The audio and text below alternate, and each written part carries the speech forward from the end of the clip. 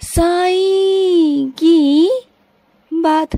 बच्चे, मैं तुम्हारी परीक्षा ले रहा हूँ और ये संदेश तुम्हारे लिए ही है मेरे बच्चे। घबराओ मत, हताश मत हो, निराश मत हो, शिकायतें मत करो मुझसे। मुझे मालूम है कि तुम बहुत गुस्सा हो मुझसे, बहुत नाराज़ हो कि बाबा ये आप सब क्या कर रहे हो।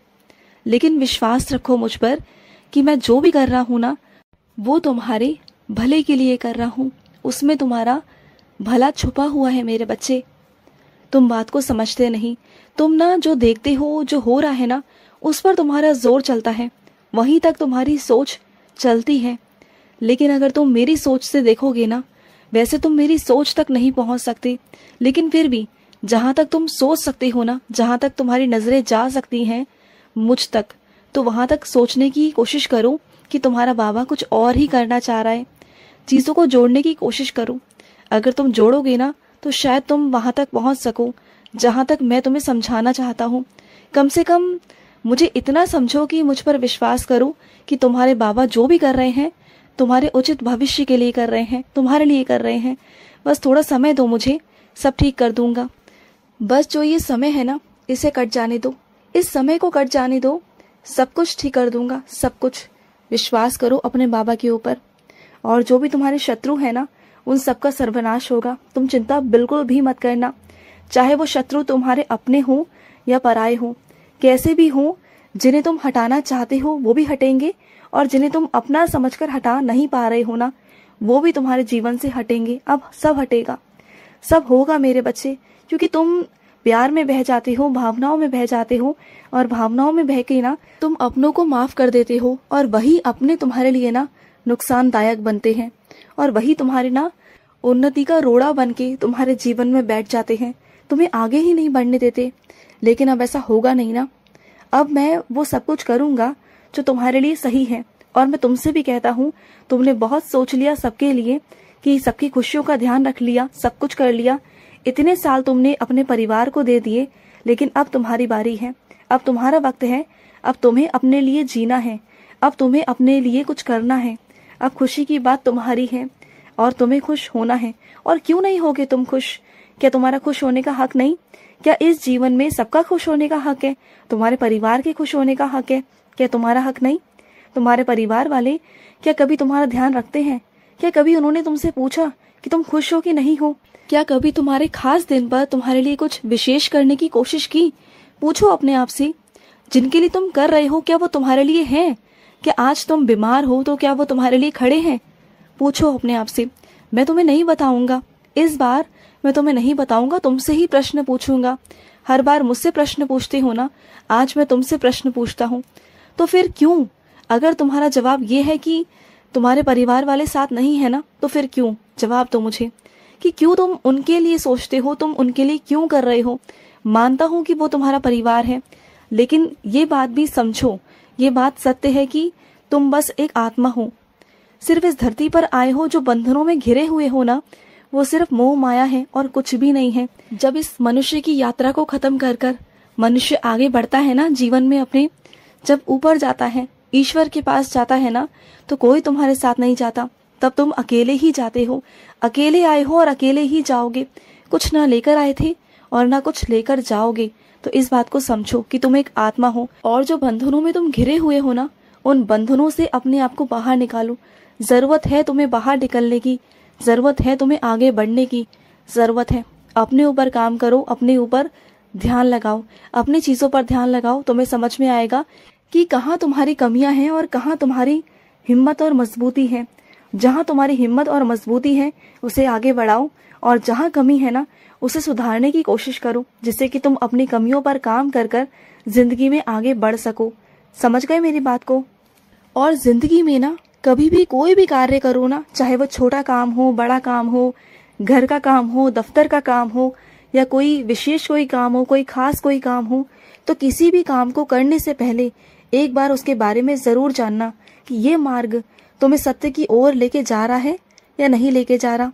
तुम्हें खुद चयन करना होगा कुछ चीजों का, अपने मार्गों का, कि तुम्हारे मार्ग जो है, जो तुम चुन रहे हो, जो तुम बढ़ रहे हो आगे, तुम्हारे कदम बढ़ रहे हैं, क्या वो मार्ग तुम्हारा आगे चलकर सत्य की ओर है या नहीं है। क्योंकि तुम्हारा जो भविष्य है ना वो उसी कदम पर निर्धारित होगा, तुम्हारे उसी जो फैसला होगा उस पर निर्धारित होगा। वही तुम्हारा चयन करेगा कि तुम क्या ही करोगे और क्या नहीं करोगे ना। तुम्हारा एक फैसला तुम्हारी ज़िंदगी को अच्छा बना सकता है और वही दूसरा फैसला तुम्हारी ज़िंदगी को बर्बाद भी कर सकता है। तो इस बात को समझो और चयन बहुत सोच समझ कर करना, क्योंकि तुम्हारा एक फैसला तुम्हारा भविष्य अच्छा भी कर सकता है और बुरा भी कर सकता है। और इस वजह से ना मैं तुम्हारी ज़िंदगी में बार बार प्रवेश करता हूँ, तुम्हें समझाता हूँ, तुम्हें सत्य पर चलने के लिए प्रेरित करता हूँ, तुम्हें प्रेरणा देता हूँ कि सत्य के मार्ग पर चलो, सत्य की राह पर चलो। क्योंकि तुम ना कभी कभी भटक जाते हो कुछ लोगों की बातों में आकर। कुछ ऐसे लोग होते हैं जो तुम्हें नकारात्मकता की तरफ भड़काने की, प्रेरित करने की कोशिश करते हैं, जो तुम्हें चाहते हैं कि तुम आगे बढ़ो और अपना जीवन खराब करो। और वैसे कुछ लोग हैं ना, वो कभी नहीं चाहते कि तुम आगे बढ़ो। तो ऐसे लोगों के साथ रहना भी बेकार है। और जो मेरे बच्चे जो मुझे समझ लेते हैं ना, मेरे संकेतों को, मेरे संदेशों को समझकर आगे बढ़ते हैं ना, मेरी सीख पर चलते हैं, मेरे शब्दों पर चलते हैं ना, वो अपने जीवन में ना अपने मन में सकारात्मकता ले आते हैं और उनके आसपास सकारात्मकता अपने आप बन जाती है। और जो मेरे बच्चे मेरे समझाने पर, प्रेम से समझाने पर भी ना अगर वो चीज़ें नहीं समझते मेरी और फिर भी वही करते हैं जो उन्हें करना है ना, तो फिर उन्हें मेरे दंड का भागी बनना पड़ता है। उन्हें अपना दंड भोगना पड़ता है। जो भी उनका दंड है ना, जो भी उनके कर्मों में जुड़ता है ना, फिर उन्हें भोगना पड़ता है। क्योंकि मैं अपने बच्चों को हर तरीके से समझाने की कोशिश करता हूँ, हर तरीके से। बात मेरे बच्चे के ऊपर है कि वो कितना मेरी बातों को समझ रहा है। अगर समझ रहा है तो वो अच्छी चीज़ों पर चल पड़ेगा, उसके साथ अच्छा ही अच्छा होगा, उसके जीवन में लीलाएं होंगी। लेकिन अगर उसके विपरीत अगर दूसरा बच्चा मेरी बातों को नहीं समझ रहा, मुझे नज़रअंदाज कर रहा है और अपने आप को मुझसे भी बढ़कर समझ रहा है ना, उसे लगता है कि जो वो कर रहा है वो बिल्कुल सही है, उसके अंदर अहंकार, घमंड आ चुका है ना, तो उसे मेरा रौद्र रूप का भी सामना करना पड़ता है, उसे कष्ट भी भोगने पड़ते हैं। और फिर जब उसकी कष्ट की यात्रा शुरू होती है ना, तब उसे बहुत कष्ट पहुंचता है। तब वो परेशान होकर अंत में मेरे पास ही आता है और उसका जो मार्ग है ना वो बहुत खराब हो जाता है। उसकी ज़िंदगी ना नष्ट होने पर आ जाती है। जब तक वो अमित मार्ग से बाहर नहीं आता ना, सत्य के मार्ग का चयन नहीं करता और अपने पापों का प्रायश्चित नहीं करता ना कि उसने जो किया वो गलत किया, तो वो जिंदगी भर मेरी कृपा प्राप्त नहीं कर सकता, उसे दंड भोगना ही पड़ता है। और जो मेरा बच्चा मेरी बातों को सुन लेता है, प्रायश्चित कर लेता है और अपने से हुई भूल चूकों की माफ़ी मांग लेता है ना, तो उस पर मेरी कृपा दृष्टि तो होती ही होती है, मेरा आशीर्वाद मिल जाता है उसे। फिर मैं उसे सही रास्ता भी दिखा देता हूँ। ऐसा नहीं कि मैं उसे सही रास्ता नहीं दिखाता, मैं सही रास्ता दिखाता हूँ, क्योंकि मैं अपने बच्चे से ना बहुत प्यार करता हूँ, बहुत बहुत प्यार करता हूँ। और सुनो, जो मेरा भेंट स्वरूप ना तुम्हें पहुँचा है ना, उसे सिर्फ एक भेंट मत समझना। वो भेंट नहीं, वो मेरा आशीर्वाद है तुम्हारे लिए। और मांग लो जो मांगना है, क्योंकि वो मेरी भेंट नहीं, वो मेरा वरदान है, वो मेरा आशीर्वाद है तुम्हारे लिए। जो मांगना है मांग लो, जो इच्छा है ना तुम्हारी वो पूरी हो जाएगी। 1 हफ्ते के अंदर ही अंदर तुम्हारी वो इच्छा पूरी हो जाएगी।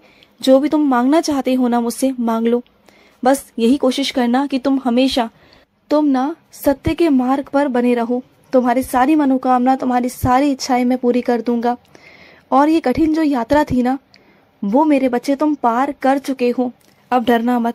तुम्हारे जो पुराने कर्म थे ना, जो तुम्हारे बुरे कर्म थे, वो सब नष्ट हो चुके हैं। और तुमने वो कठिन समय, वो परेशान वाला समय, जो विघ्न वाला समय तुम पार कर चुके हो और तुमने जीत हासिल की है मेरे बच्चे।